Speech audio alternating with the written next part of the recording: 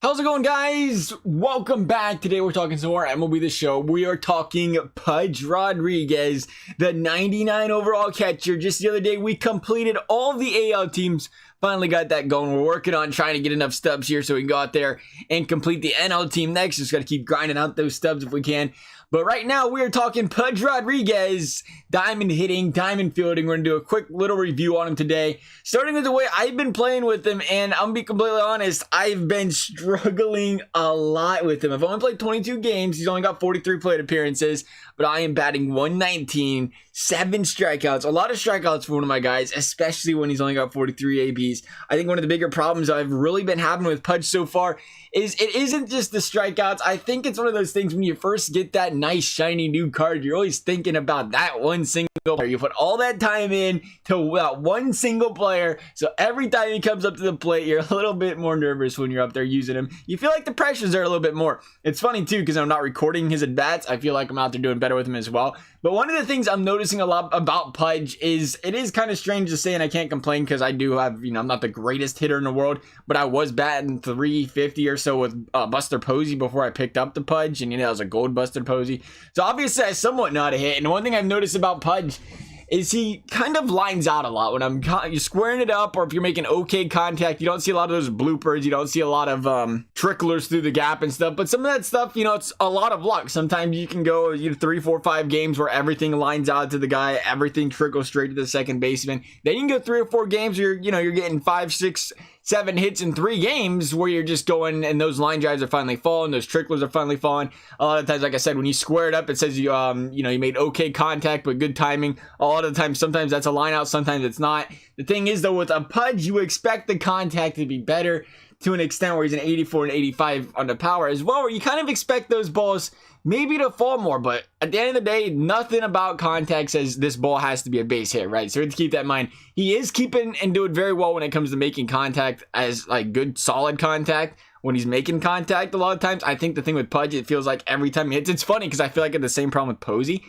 I feel like every time he hits the ball, it's always a shot right to somebody, which is just unlucky at the same time, though. You got to respect the fact those balls going in the outfield. He lacks the power right now. I think that's the one thing I am concerned about, is he does lack a lot of power. But I will say one thing. Out of all of the things about PUDGE Rodriguez right now, I'm struggling hitting, admittedly so. But I will say this. The defense is worth every single penny that he has right now. He's at 99 arm strength, if you didn't see it, 96 fielding. I think one person's stolen a base on him so far, and he's thrown out like 4 or 5. Is there a way to check that on the stats? I don't think you can check out throwing out, guys. Is there? I don't see it. Advanced stats, bat runs, effective power. No, I don't see it on here. I don't see it on here anywhere. So yeah, we'll just continue on though. But he's been an absolute animal when it's coming to throwing guys out. Pretty much every time, just straight dead strikes to second base. And the other things too is, you like throwing those sliders, those curveballs in the dirt, try to get that third strike swinging. Had a lot of those, and he's covered, I think, all of them but one of those as well. He's done very, very well with those. I ain't saying covered like, not letting it bounce somewhere, but he's keeping it within range where he can hurry up, pick it up, throw the guy at first, throw the guy at second. He's doing a very good job with that as well. So the fielding is definitely worth it. I know people are very, very particular these days with fielding because it means so much in this game. And for a diamond catcher fielding, it is absolutely worth it. Wouldn't second guess it a second time. And the other thing as well about PUDGE is there's not a lot of catchers out there. The reason I did the Rodriguez set instead of the NO one first is because I can go and get another outfielder, or pretty easily, or third baseman, whatever is it. I think it was a second baseman. It was Hornsby, that's what it was, before going and completing the NL. So I was like, I got plenty of second basemen. What I don't have is a good catcher, because Buster Posey really was the best base live series catcher out right now.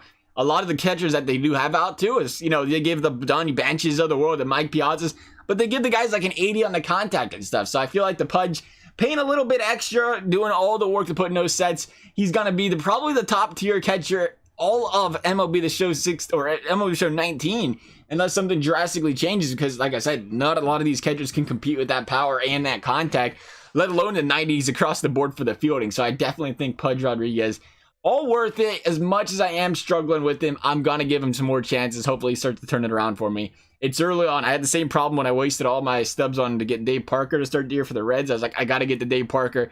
Got to be a Reds guy, right? And he batted like 100 for me for the first week or two. But he was up to about 300, 350 until we kind of retired him to the bench there. So he was doing pretty well at the end of it. just a little unlucky to start it. So Pudge Rodriguez, definitely like using him. Definitely somebody I would recommend trying to get your hands on. It's obviously going to take a while. If you got to grind the game, you're not just going to wake up and get it. Unless you feel like spending like $700 on a game, which I wouldn't recommend, but at the same time, you can get yourself Pudge Rodriguez that way.